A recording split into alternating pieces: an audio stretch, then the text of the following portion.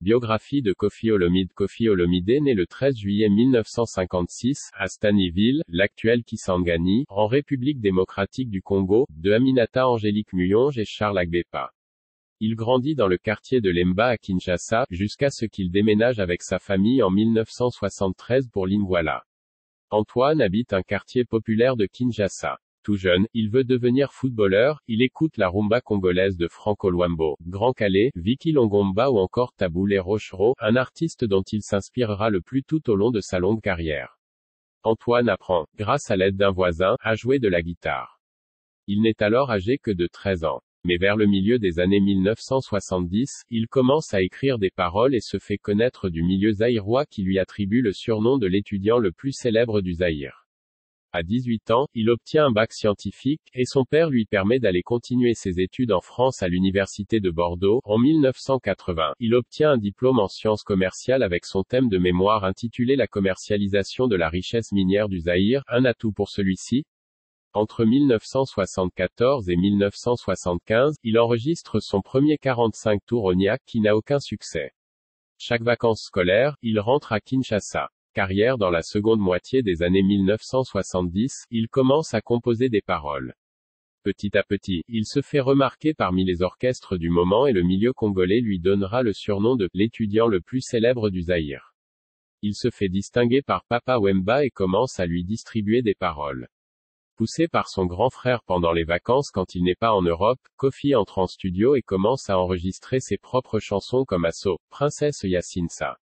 À partir de 1977, il travaille avec Papa Wemba, qui vient juste de quitter Zaiko Langa Langa, et son grand frère Owanjo Joninko le pousse à entrer en studio pour enregistrer ses compositions Asso et Princesse Yacinsa toujours aux côtés de Papa Wemba qui lui vaudront le titre de meilleur auteur-compositeur-interprète du Zaïre, Samba Samba, et Koti Nzube, Anibo, qui lui vaut le titre de meilleure vedette de la chanson zaïroise plus petit que Ref Naïmégal, à frisson-bas 20 80 816 plus grand que. En 1979, Koffi Olomide sort son premier album Bas la joie avec la participation de Papa Wemba et Viva la Musica dont King Kester Emeneya, et le guitariste Pepe Félix. De Negunda à Elle et moi, 1983 à 1989, diplômé en sciences commerciales en 1980, il choisit de rentrer au pays. Ne trouvant pas de travail, il décide finalement de revenir en Europe. De retour au Zaïre, Koffi Olomide est connu, principalement du fait de sa collaboration avec Papa Wemba quelques années plus tôt.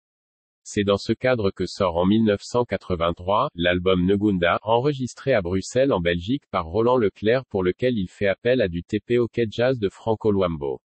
L'album enregistré avec une meilleure qualité, que Bas la joie et dans un studio plus moderne, Olomide qualifiera cela comme étant sa première véritable expérience dans un studio professionnel. L'album rencontre un succès mitigé mais Koffi récidive un an plus tard avec Lady Bo avec la participation de King Kester Emeneya. C'est en 1985 que la carrière de Koffi est lancée, à la sortie de l'album Diva. Un album travaillé par l'arrangeur Rigo Moyadi, Rigo Star. Toutefois ses premiers textes, qui plaisent aux filles n'accrochent pas beaucoup les hommes. Koffi Olomide déclare que le tchatcho, aussi appelé Soukous Love, son style de musique, est pour les jeunes filles. Tchatcho, Ponayo Mwana Mwasi. Il participe à 2 albums en collaboration, Olomide et Yakini Kieze et Olomide et Fafa de Molokai. L'année suivante, en 1986, l'album Ngobila sort sans beaucoup de succès. La chanson qui donne le titre à l'album raconte l'histoire d'un homme, debout sur le quai du port, qui voit son amour partir pour un voyage et qu'il n'est pas sûr de revoir un jour. L'année 1986 marque aussi un tournant dans la carrière de Koffi, avec la création de son groupe Quartier Latin International SOURCEMUSICME.